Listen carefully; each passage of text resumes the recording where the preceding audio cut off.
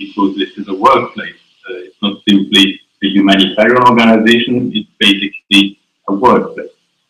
And to the great surprise, in fact, there is a shift from, the danger comes from being a humanitarian organization to we work together. And the two elements that we find there are, as I mentioned, the boss on the field and the workload. Surprisingly, the workload, we are very keen to provide services to beneficiaries, and we give a very high priority on operation, on performing and delivering, to the point of nearly, I would say, killing the people, of putting pressure that we do not see in detail how much it can affect people. And I see there is a lack of system to plan or to balance the workload at various levels. From, at any level of the organization, we need to be better addressing and adjusting with the capacity. And, we somehow are more caring of our Toyota Land Cruiser, achieve that every 20,000 miles, do a 2-day stop in the workshop for full maintenance, than caring for our staff, where we will not admit that they will spend 2 days off for decent maintenance within paid time. And so managing that occupational stress is an important part that requires better management skills, better attention to workload, and attention to the environment we work in. The second type is definitely vicarious stress, and it is hitting people even more because it is an unknown phenomenon. I'm been really surprised to see that the concept is perceived by people, but the fact that it has a name, that it is a known phenomenon, it's not known from the vast majority of my colleagues, be they residents or expatriates. And one can understand what they know what vicarious stress or contagious fatigue is about, sense of relief that them alone, it's not their weakness, it is shared by other people, and yet indeed it is a sort of invisible phenomenon that affects people and that needs to be addressed. And we have some ways, we have lately found ways to address that. On that later on. Another element is what I call lifestyle stress. That is partly the fact of living in a hardship environment, in an international environment, of living in a war context or remote from your family. Not all people are familiar with that. You need to get accustomed to adjust on that. Sort of complaint that I tend to hear from resident staff is about the rotational aspect of the management that come for a 1 year or a 2-year period, that set up a special ways of working that will be changed later on or completely erased and rebuilt by the new manager. The shifting environment has many challenges and it's putting a lot of pressure on our staff that need to take some distance and say, well, this is this way, this may be pleasant, but it's just temporary, and it affects people largely. The fourth type is cumulative stress. The sort of lasagna that cumulative stress is, and it's a sort of invisible lasagna because each of the pressure layer, each of the individual stress does not seem to be very significant. People say, okay, concerns with maybe my mortgage payment, that is one thing, or concerns with my old parent at home is something, but not a big deal in itself, or concerned with that little aspect of my health, but not a big deal. And it adds up invisibly, putting pressure on people. And the advice would be to list the things that are causes of stress of those little layers and to address them as much as possible and to lower that accumulated amount. And the fifth one, probably the best known and the one you'd expect as the top one, is acute stress. related to exposure to critical events, security incidents, the fact of living in unsafe environments.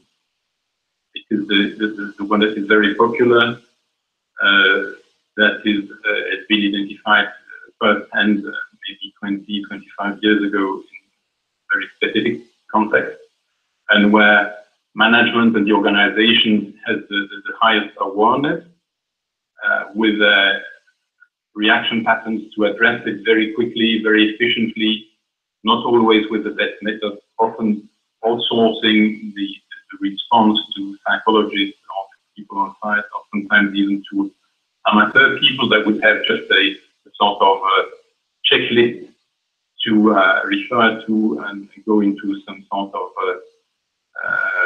psychological support that is not always very well set up.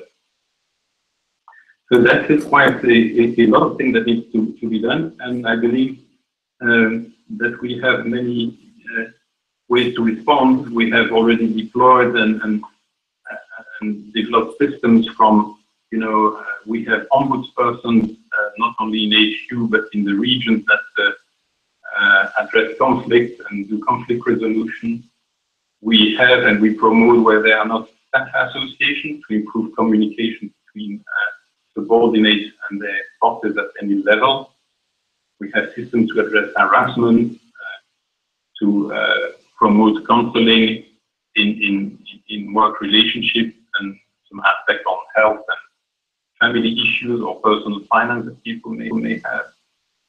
We also have gender and diversity advisors and the whole staff health unit here based in Geneva, where the staff health members also currently in a large number of our delegation as well. And we have set up some time ago a Health at Work work group, bringing all those professionals that take care of people's well-being to reflect together and take the new initiatives. And I will not mention all of the existing systems. Possibly indicates what we are doing in some areas, like on the level of vicarious staff. This is a new initiative that we have taken, currently being a pilot, to unload the pressure, the emotion and the experience of the highly exposed and emotional work that they do. We are conducting in 2 locations currently supervision sessions, and we will do even more in the coming weeks. The idea is to offer a time when people can do not speak simply about the technicalities of their job, but also about the experience itself, the emotion that it creates, the reflection that they have on it, and not simply a time that is, stolen a couple of minutes at a coffee machine in a rush, but really devoted time during work hours with the support of the organization, with an expert facilitator that can help bounce the reflection from one side to the other, and also make some technical input at times for people to have a perception of what is going on. I'm often very surprised that there is no understanding or even functions of what the drama triangle, the Karman triangle, as developed in transactional analysis. How that concept is unknown from many people, so we need to disseminate that so that people avoid falling to that trap. And so that is an important aspect. On the organizational layer, where I feel there is most to be done, we need to address the fact that the full priority is currently on operations, and possibly develop an approach that is oriented towards sustainability. We have a very high rate of people leaving. Nearly 50% of our people, expatriates, that leave after their second mission. And so that is a huge investment that gets lost, not simply financially, that we could estimate in money, but also the humane cost, investment cost, the expertise that we lose that way. And so it makes really sense, it's not simply follow a legal obligation for caring, but also there is money that we can save, there is efficiency that we can improve by developing a sustainable approach on putting less pressure on people. And possibly another aspect is to accept our limits, that we cannot do everything. You may have heard of sort of comments that maybe sound maybe old school, that why complain about your well-being if you look outside how people out there in the field are doing. So we tend to compare things that are not comparable. And, the response to that is if we ourselves cannot survive here, what are the chances of the people there? So we need to maintain the capabilities of responders. And another aspect is that these days there is also a shift in the private sector, in the for-profit business, that has been switching from the concept of the client, everything for the client first, to an approach that is staff first. If you take care of your staff, the staff will take care of your clients, and the profits and the benefits will arise. So we still promote individual coping and promote and popularize individual stress mechanisms, but we will do that hand in hand with the aspect of changes in the way our organization is doing and performing. There is much more that I could say. Then going to elaborate. Right, Martin. Yeah. If you can start concluding, Olivier, or if you have concluded already? My conclusion, yeah. All right. Sounds great. Thank you so much, Olivier. I will turn off your webcam now. I just want to remind everyone that you can write your questions, the question you have for Olivier, in the chat box, the everyone chat box. The MHPSS.net team is collecting those information, and it's going to, at the end of Lynne's presentation, we're going to have this part of questions and answers. I'm going to just put Lynne Cripe presentation up. And thank you so much, Lynne. You have up to 20 minutes, and the floor is all yours.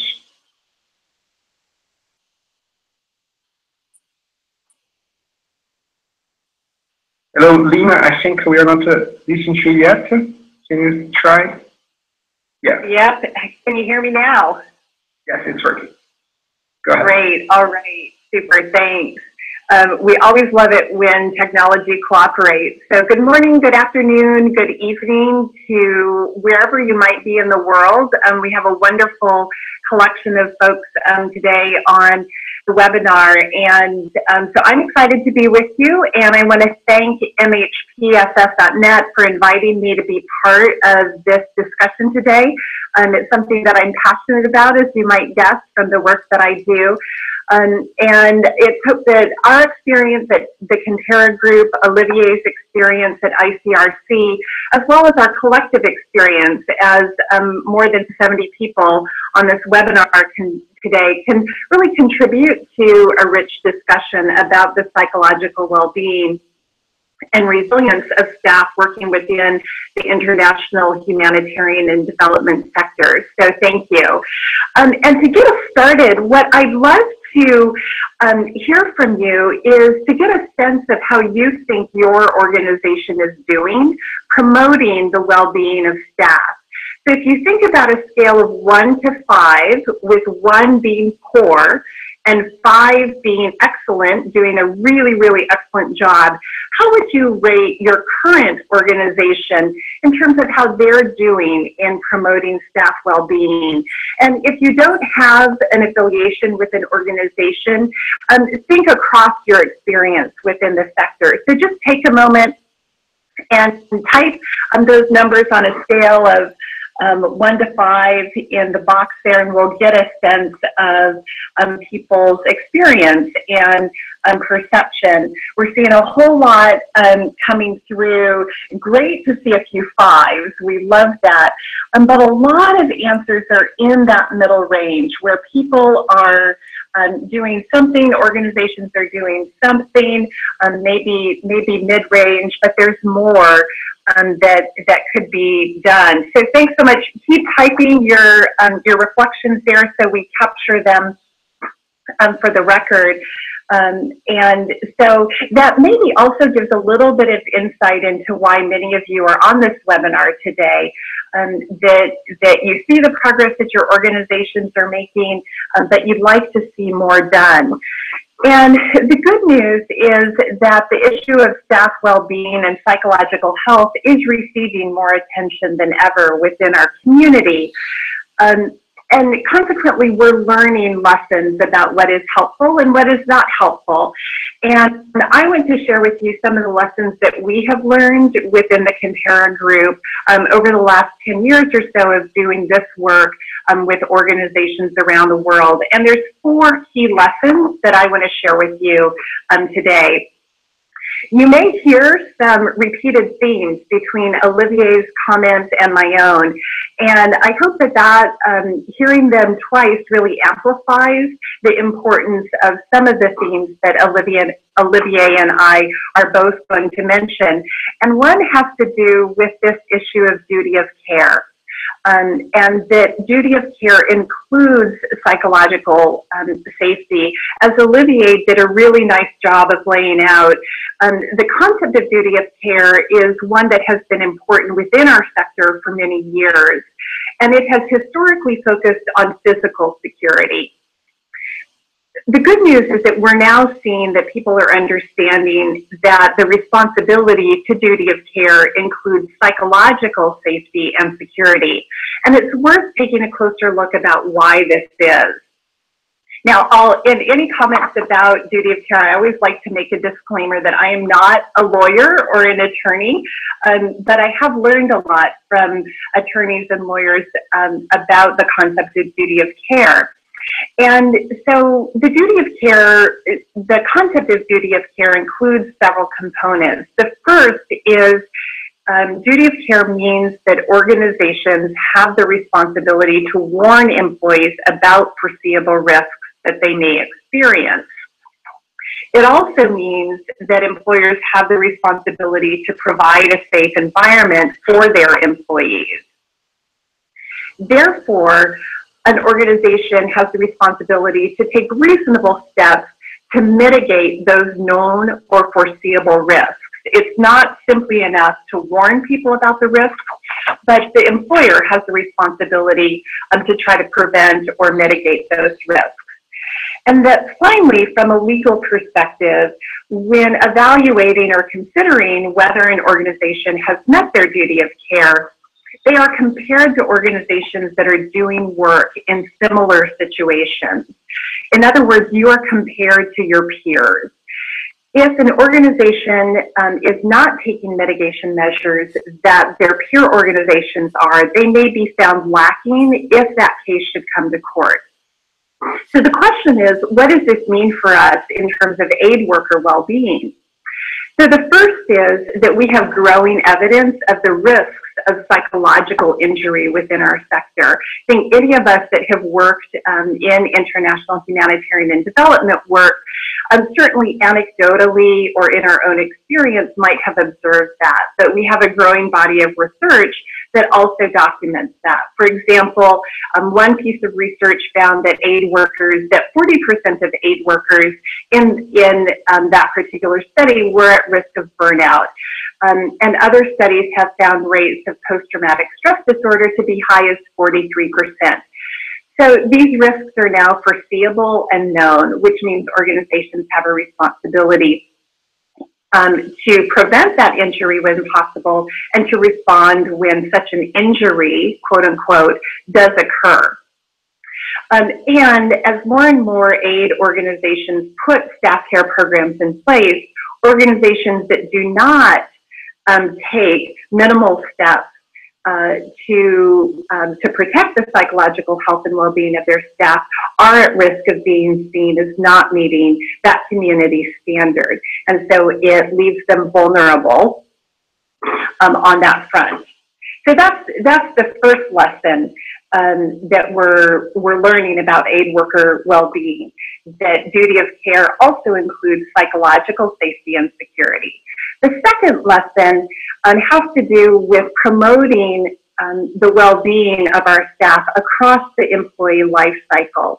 Sometimes we can talk about this issue as we need to provide counseling or we need to provide workshops. And those are certainly important, and I'm going to talk some more about that in the next few minutes. But we can also think about the entire lifetime that an employee has with an organization, and it provides many strategic moments to pay particular attention to the well-being and the resilience and the psychological health of employees. And I just want to very, very briefly, we could have an entire webinar on each of these, but want to illustrate some of what I'm talking about. So for example, as you're selecting staff, as you're hiring new staff or selecting staff within the organization to go into new positions, there's the opportunity to, for example, assess for resilience and gather some data around the candidate's self-care practices, their resilience, to see if they are a good fit for that position at this point in time. It's also an opportunity to message the importance of resilience to the organization, which is all part of building a culture of wellness and well-being within your organization. Onboarding and orientation as people join the organization, that's another excellent opportunity to let people know about the resources and services that do exist, let them know how they access those resources. Olivier was commenting about the importance of people understanding vicarious stress when we do this work, and letting people know what that is and steps that they can take to mitigate vicarious stress as they experience is a great message for onboarding. And of course, we want to be thinking about education, resources, and support throughout a person's tenure with the organization. And some of this material may be provided just as a regular matter of course. For example, many of the organizations that we work with on a quarterly basis, we provide educational materials that can be distributed to staff that help build people's understanding of issues of stress, resilience, well-being, as well as reminding them of the services that are available. Other kinds of resources and reminders might be provided in response to specific needs.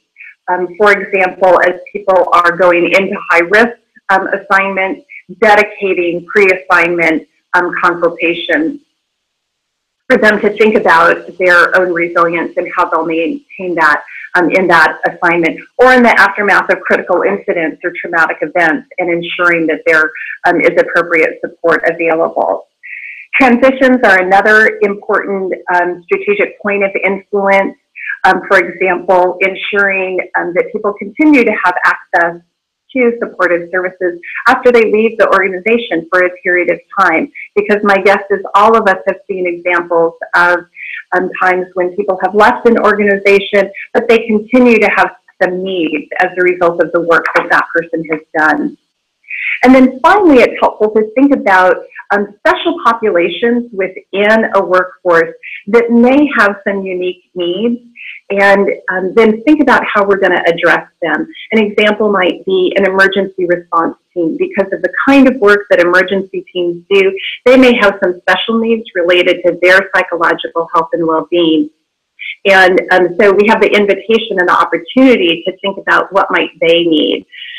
People that work on gender-based violence programs are another example of a population within your workforce that may have some unique needs because of the work itself and some of the unique dynamics and factors of GBV work. And so thinking about how that population within your employee base can be especially supported. The third lesson that I want to highlight, and it may sound like a really obvious one, but it's that national staff deserve equitable support. And Olivier did a great job of laying out sort of the evolution of staff care and well-being within our sector. And historically, this work had really focused on the needs of international or expatriate staff. And there are reasons for that, cost, inherent structural inequities within our field. But of course, because the vast majority of staff within our organizations come from the countries in which organizations are working, the duty of care doesn't dissipate or disappear because people are national staff. Organizations do not have less of a responsibility to fulfill their duty of care to staff from Sweden or Canada than they do to their staff in Mali, in the Philippines, or in Pakistan. And so what are some of the things that we're learning about providing support to national staff? And what we found is that there are often quite a lot of questions about whether individual counseling is something that national staff may want to take advantage of, or is it appropriate for national staff? And what we have found is that it is one form of support that can be really valuable for national staff, and it's important to make it accessible. And we can think about accessibility in a variety of ways. We can think about how is counseling physically accessible? Are there people that staff can see face-to-face in an office? How can Skype or other video conferencing tools be used to make that kind of individual support available to people that want it? And in some environments, these can become really challenging logistical questions. And so it's important for organizations to think about that in a very thoughtful and a mindful way. It's also important to make counseling and individual support culturally accessible. And so really demystifying what happens in that individual interaction. For anyone, wherever they come from in the world, who has not been in counseling before, there may be a lot of questions about what actually happens, what is legitimate to talk about, what is not okay to talk about. When I get in that room, whether it's a physical room or a video conference room, what actually happens? And demystifying that, answering as many questions as possible, we have found help all people, national staff, international staff, become more comfortable with the idea of seeking out individual support. The final lesson that we've learned around this has to do with choice, and that sometimes there can be an assumption in our field that people want to talk with a counselor who comes from a similar cultural background or ethnic background as they do. And sometimes that's true, and so as much as is possible, it's good for people to have that, that available. But individuals also make very thoughtful and intentional choices in different directions as well. And there may be times that national staff in particular deliberately want to speak to somebody outside of their community. And to give you an example of this, there was one individual that we worked with, that a national staff member who happened to be having a relationship with an expatriate in their office. And because of that, they very deliberately made the choice to speak with a counselor who came from outside their cultural background, because they wanted assurance about confidentiality and privacy. And so what we found is that making choice in whether it's in terms of gender, religious background, cultural background, experience is a very important part of making counseling accessible to staff, whether they're national or international staff. Just want to make one comment about this. I'm conscious of our time. all of that said about the value of counseling and how we can make it more familiar and accessible, we also want to be thinking about how we reinforce familiar sources of support. And I think this is an area within the staff care arena that we have a lot to learn yet from our colleagues that are doing psychosocial programming in communities, where all of you, many of you on this webinar have done really pioneering work in thinking about how traditional practices and rituals can be incorporated into psychosocial support. And I think that we need to do a much better job as we're talking about supporting staff of aid organizations to draw from those lessons and to incorporate them into our menu of supports and services that are available.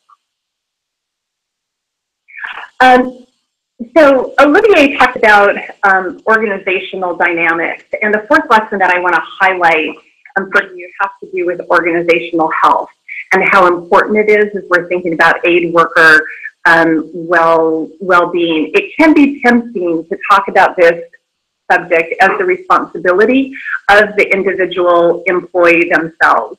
And while it is certainly important for each of us to pay attention to our own resilience and well-being, the role of the organization is crucial to aid worker well-being. More specifically, the health and the functioning of the organization is a critical factor in the health of organizations, in the health of individuals.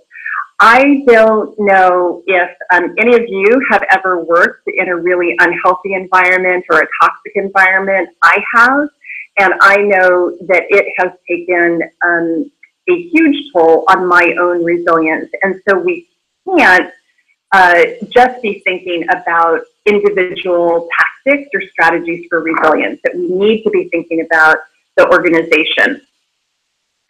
And as we have worked with organizations around the world, we have found that perhaps surprisingly, there are significant sources of stress, and they may not be what we assume. I'm going to invite you right now just to type in the chat box if you want, in your experience, what has been the biggest sources of stress, and we'll have that for the record.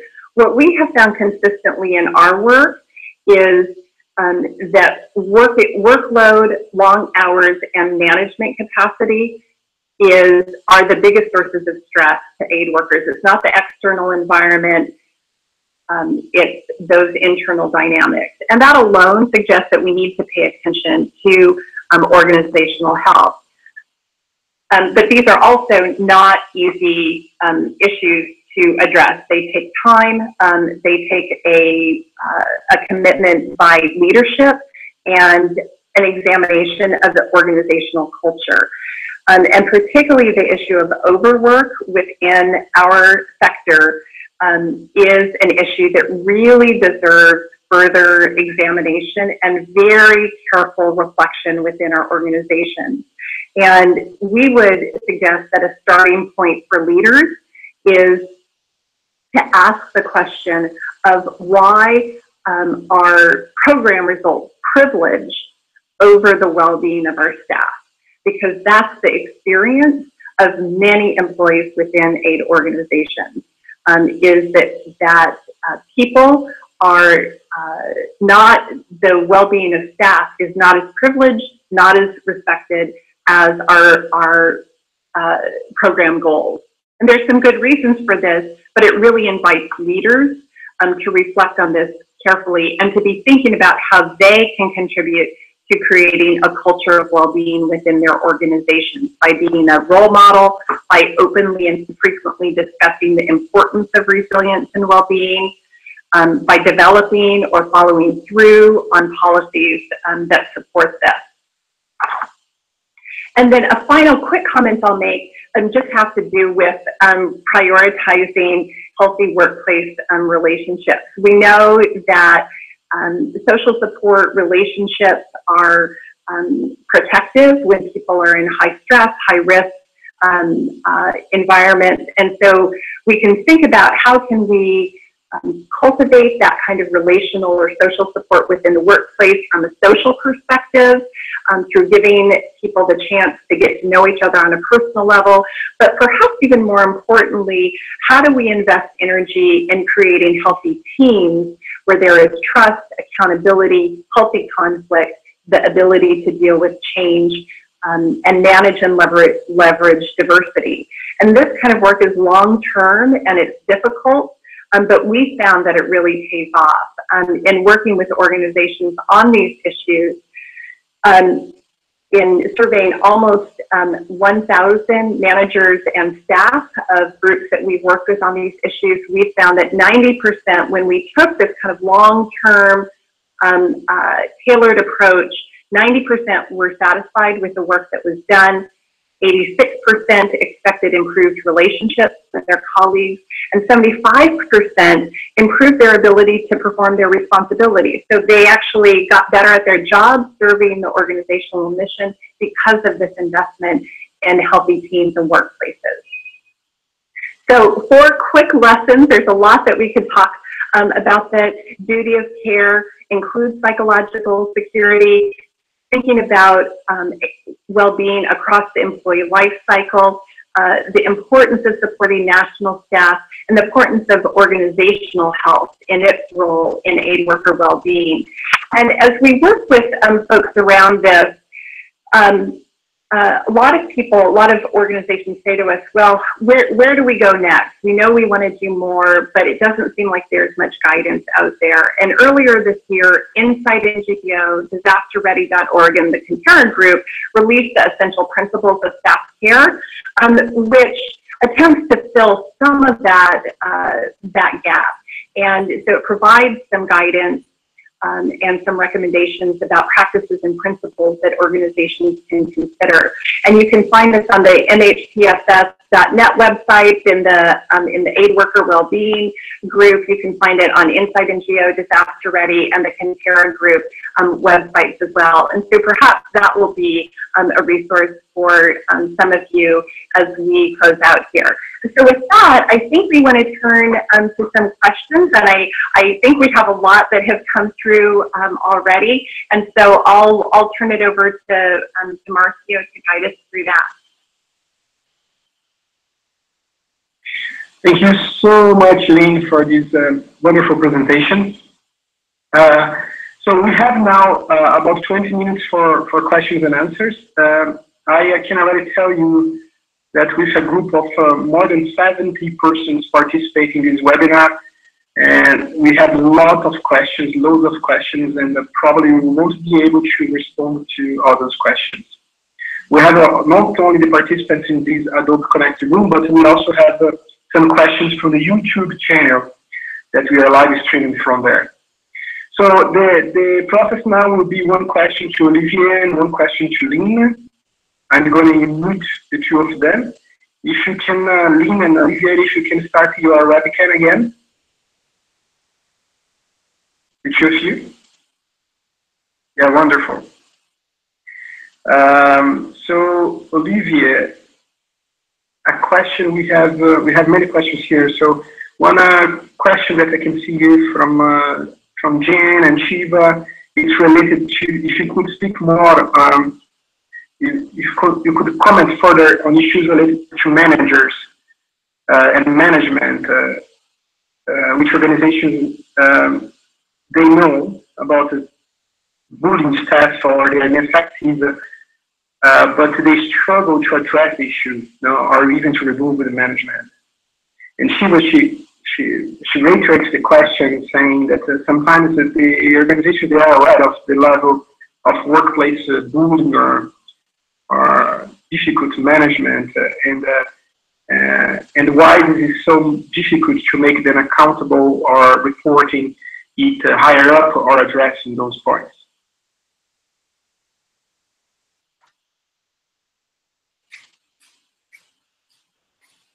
Olivier, we cannot hear you. We cannot hear you yet. You can check your microphone if it's green on the top of your screen. Yeah, it's now you're back. Can you hear me now? Yes, now you're back. In fact, yeah, I know that. I know that for those situations, it tends to be seen as a weakness from management, from superior of the abusing manager, of not interfering and dismissing that person.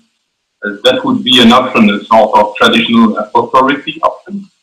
I tend to see those managers that are somehow bullying or bullying effectively the others as being themselves victims. Those people are in a situation where they cannot handle differently.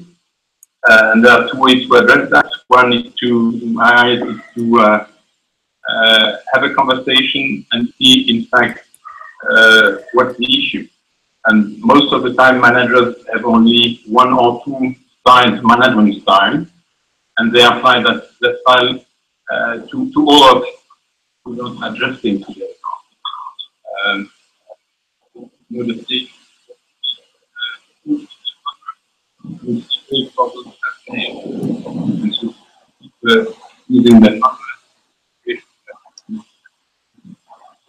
And the other side is that when people report bullying, at times it is a specific sensitivity from the subordinate. I've had many cases like that coming on my desk on having conversations with people that were solved because people had an understanding that the style or the sort of attitude the manager was using with them was a style that was referring to, let's say, life wounds that those subordinates had experienced earlier. And once that life wounds was identified and potentially alleviated, they could deal much better with their managers than previously. So I believe that there are other ways than just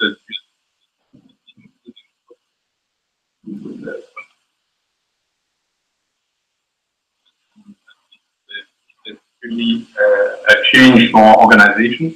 Maybe that's the third way is to see that, you know, that we are mostly in a culture, in a managerial culture that was born 2 centuries ago with an intensive use of authority, and authority is used to control people because there is no trust.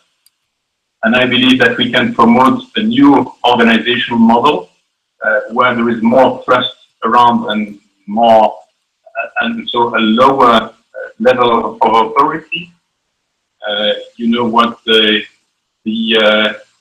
hierarchy-free organizations are. They've been documented by Frédéric Laloux and Isaac Getz, among others. And so there are many experiences in different industries of organization working with less authority, where the relationship between subordinates and boss are not, in the time to speak about transactional analysis again, parents to child, but are relation among adults, and that is lacking a lot in current organization. That is it from me on that topic. Thank you very much, Olivier. Lynne, it seems that your webcam is freezing every time we have your webcam up, but that's fine. The important thing is to hear you. So basically, one important question, Lynne, that we're going to refer to you. There are many questions related to how to have donors having the necessary consideration for staff care. Now, what would you recommend to convince the donors to budget for staff care, to ensure that they collaborate on the well-being project, but also not only from the donor's perspective, how you think that meaningfully could encourage institutional change inside of the organizations as well? Yeah, two great questions, and while there's much that could be said about that, I'll try to capture a couple of nuggets. The first is we have observed a growing willingness on the part of donors to support staff care efforts within organizations. One important shift with this had to do with USAID establishing its own very robust staff care program for its employees in 2012. And with that, and with the value that they were experiencing internally, we have seen that they are more willing. So for those of you that look to the U.S. To USAID for funding, that has been an encouraging sign. A second lesson that I think organizations are learning around this is that, as has been true with security over the last 10 to 15 years, that when you do a good job in your proposal of setting out the rationale and the foundation for why you're making a budget request, that sets you up, that positions you better than to include those in your budget. And so to be thoughtful and to build the kinds of alliances and relationships with your business development proposal writers to get that kind of information into your proposals is a good step for staff care advocates within their organizations to take. The third point about institutional progress, leaders are really important. I can't overstate that. And I think that we have seen progress among senior leaders in acknowledging that this is important and that they need to do more. And something that we've seen is that advocates within organizations will work whatever lever they can find. So if they discover that they have an ally at the CEO level to do that, if they discover that the arguments around duty of care resonate with their risk management or their in-house attorneys or general counsel, use that, develop some alliances there. If it's the head of your emergency team as a way to make inroads, but discover who your allies are and work collaboratively to begin to do some work around that.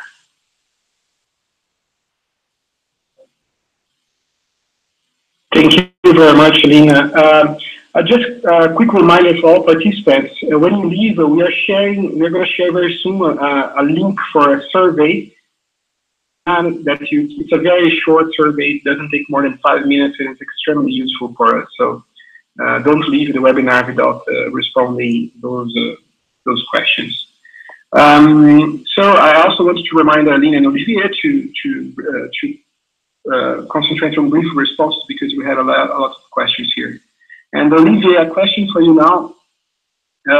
You mentioned about how the stigma relates to mental health needs in the humanitarian work for humanitarian workers.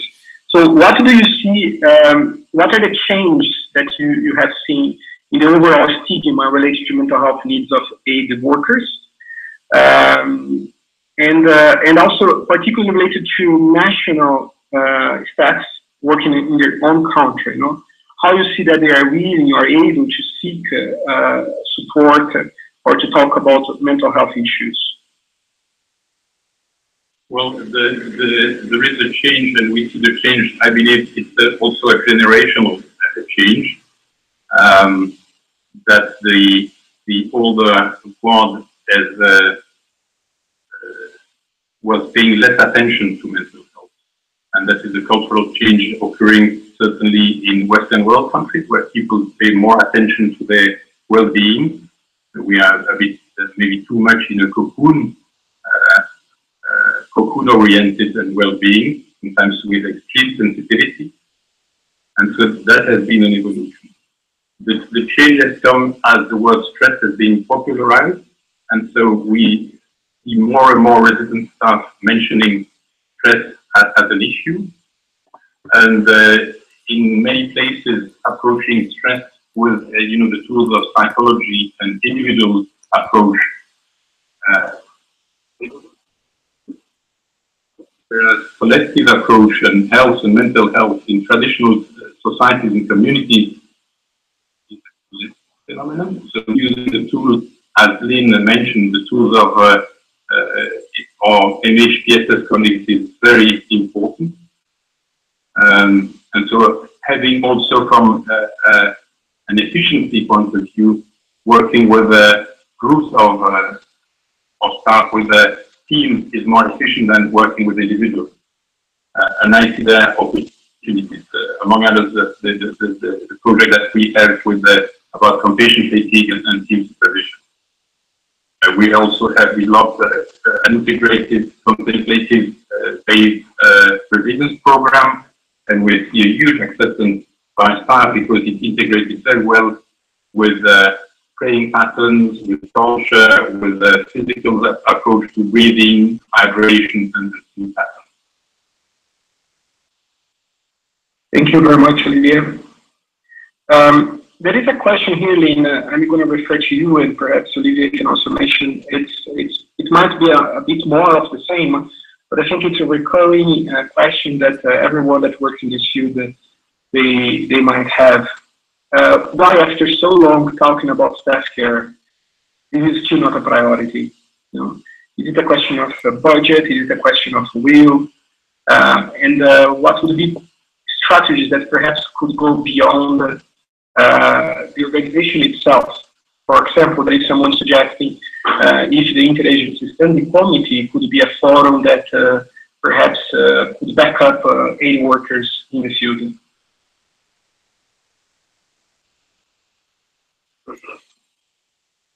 Yeah, it's a great question, and if we knew the answer to it, we'd be making even more progress than we are, right? If we knew what the magic wand was.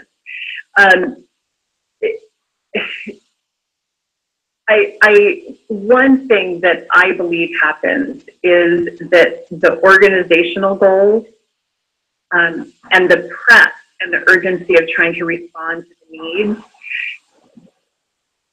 of the communities that we serve, combined with a personality type that I think is drawn to this work, contribute at all levels, from board members to senior leadership to field staff, to deprioritizing the well-being of our staff. I think that's one thing that happens, which means this is a very fundamental cultural issue within our organization. And we all know that culture is resistant to change. Not that it can't be changed, but that the work is hard and the work is long. So I think that's one piece of it. And the piece around larger accountability within the sector, I think is worth talking about. We don't have comparable minimum standards of staff care that we do on security. And so there's no agreed upon kind of charter to hold organizations accountable around. And there are obviously very robust conversations within the sector around unions and other mechanisms. There are certainly codes that exist, but we don't yet have the same kind of tools on staff care that we do, for example, around fear or minimum operating standards for safety and security that at least give us a benchmark to measure against. Fully agree with you, Lynne. If I can build up on that, there are two elements. I think there was a sort of naive belief that what made humanitarian aid possible was people to have good brains and strong arms, and that it was it that could help people, that could help organizations deliver their services to beneficiaries. And there was a full underestimation that there is a third element that is key in mobilizing aid workers. It is their guts, their vulnerability, their sensitivity to people suffering. And so we are working with sensitive humans. So we need to take the dimension. Yeah, garden somehow that gut sensitivity of all people. One thing that makes it difficult in my eyes is that as there were not such services, care services for the first generation of aid work that are now usually on top of it. When they've been surviving this environment, when they are not, depressive, suicidal, alcoholic also, when they're still in organization and effective, they've been good at dissociating. So they've set aside in a sort of second stomach all their suffering, all the difficult aspects, and they can deal with that for 10, 15, 20 years, and bringing up the subject of those suffering, of that difficult mental aspect in front of them is a bit like mentioning, hey, you have locked that up in that second dark stomach.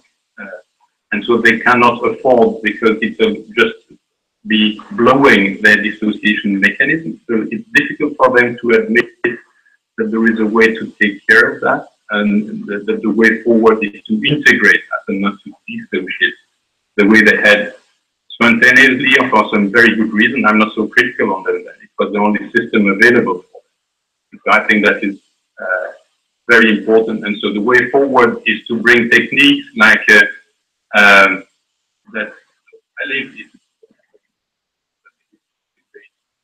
being normally into their operational practices and managerial behavior. Thank you very much, Olivier. There is a question here that perhaps we could go. It goes to more practical tools or interventions, methodology for some situations. For example, there is a question related to what are the good ways of debriefing staff working refugees in emergencies. But then I also expanded this question. What has been your experience in responding to critical incidents in the field? For what has been the good lessons learned, and what has been what you perceive as what works really well in a very critical situation that staff they might face in the field. Yeah, I have had a recent experience. In fact, can you hear me, Joe? Yes, we can hear you, Olivier. The traditional practice is to quickly go when we somehow retrieve our colleagues from a critical incident. We quickly go to diffusing operational debriefing and some sort of psychological debriefing, emotional debriefing, handled the way, as I mentioned, sometimes, in the days following.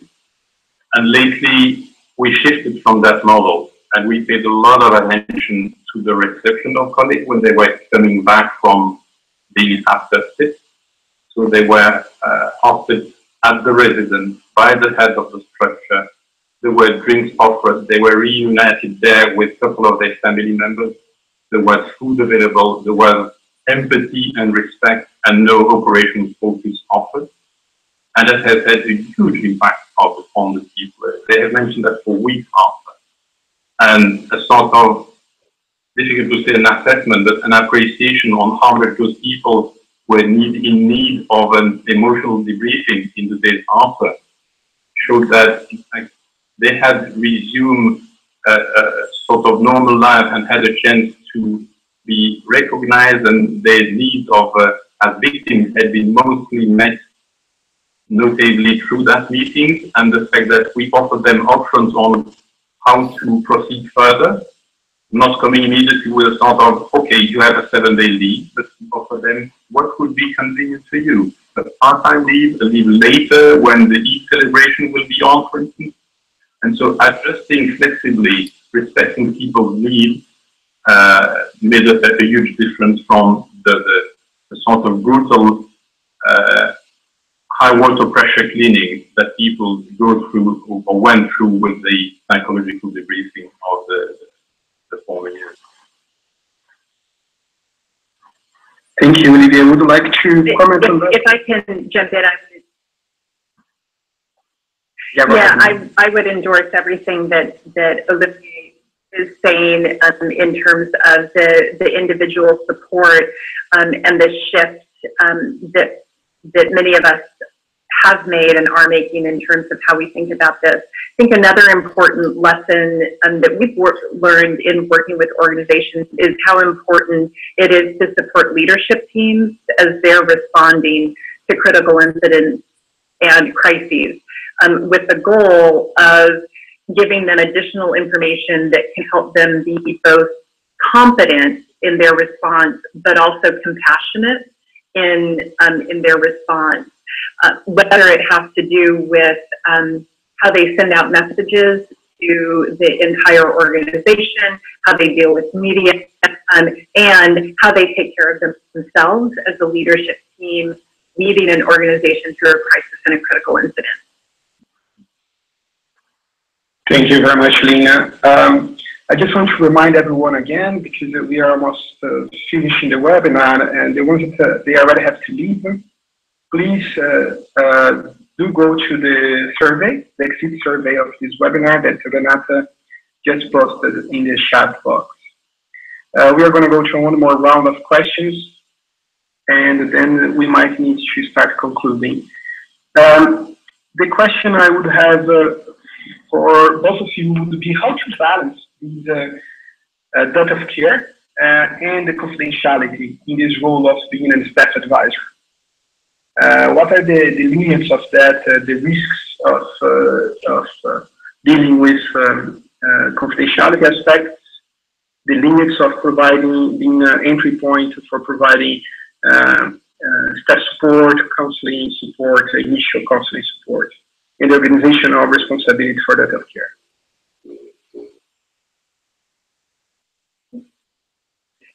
They're not giving us easy questions today, Olivier, are they? These are really thoughtful questions, and it's interesting that, you know, Olivier, as an internal resource, has, I would imagine, a certain perspective on this.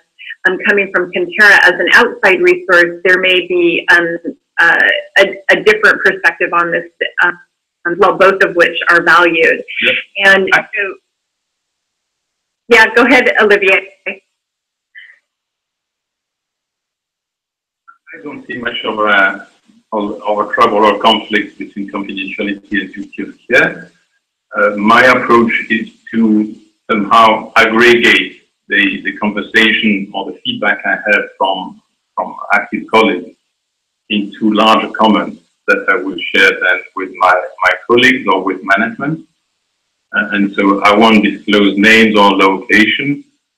Of course, there is sometimes a sense of urge to change the situation, but that will happen in the one-on-one conversation that most of the time happens with the consultant first, the consulting first, and then something that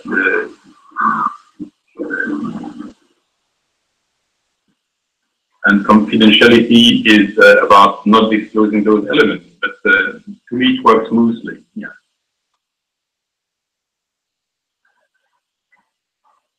And it strikes me that for internal providers of staff care support, it is important to have clarity really about elements of confidentiality are so shared and be made explicit with staff so that everybody has a shared expectation and an understanding around that. For outside providers, those lines tend to be very, very hard.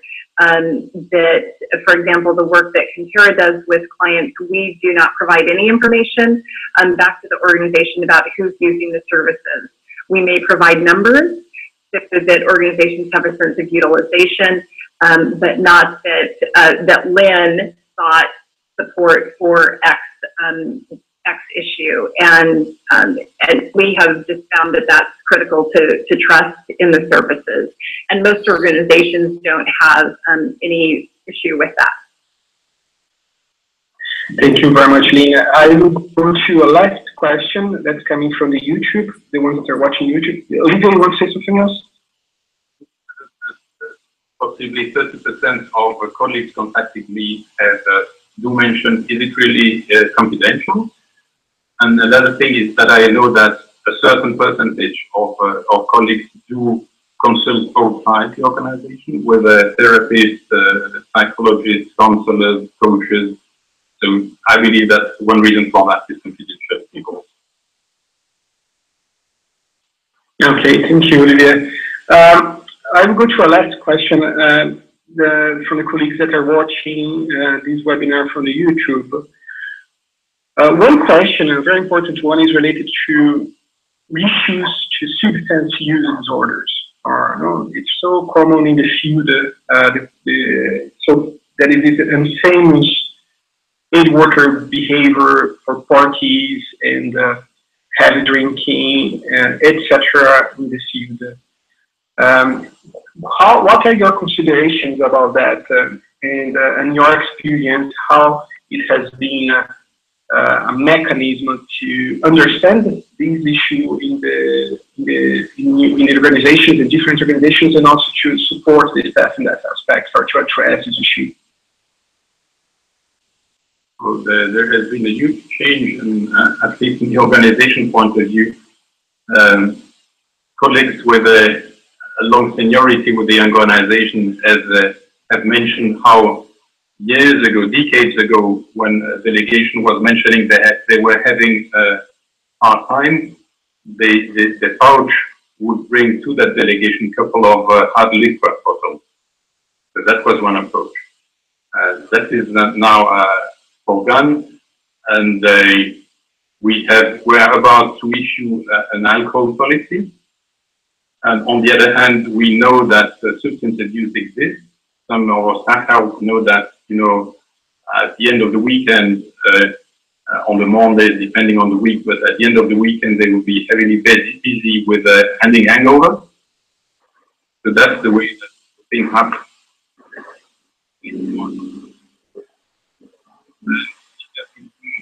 Project concrete, looking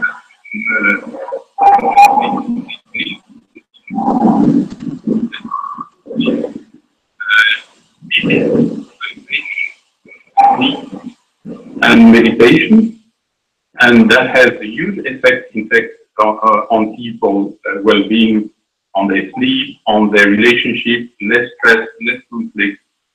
And we have no figures, but I strongly believe that it will affect the way people are using or abusing of a substance. And we intend to develop further that program to get benefit only at the level, but also at the managerial level. Thank you, Olivier. Lynne would like to. Yeah, it's a complex issue because historically this has been a way that aid workers socialize together and relax together, particularly in environments that may be more isolated or where movement is restricted. And so it's, one of the things that I would invite individuals to do going into those environments is to think about what are additional tools that they have in their repertoire to relax and to decompress. And then we think of alternatives to alcohol consumption or the over consumption of alcohol or substances.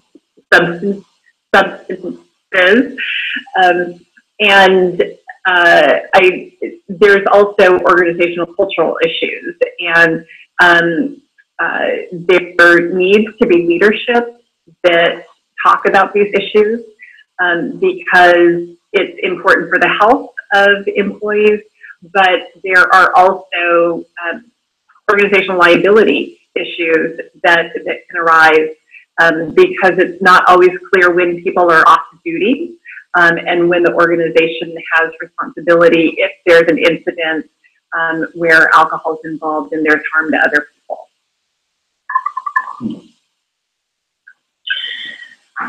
Thank you so much, Lynne. Thank you so much, Olivier. I'm sorry, but we have to conclude now. I'm sure that people, they enjoy these webinars so much. I myself personally, as also a field worker, felt so much with my knowledge touched by these presentations. So once again, thanks a lot, Olivier and Lynne, for making your time to participate in this webinar. I want to remind everyone that is participating in this webinar that this webinar has been recorded and very soon it will be up in our site, MHPSS.net site. I also want to inform everyone that on August 22nd, we have another webinar which is very soon you're gonna see in our site, which is gonna be about the impact of war and displacement on children's mental health in Iraq, with Marcia Brophy from Save the Children, presenting this very important research that was conducted there. So I want to thank everyone, and I pass to Olivier and Lynne Cripe for the last considerations, and then we're going to close the webinar. Thank you so much. All right, thank you. Thank you. Wherever you are.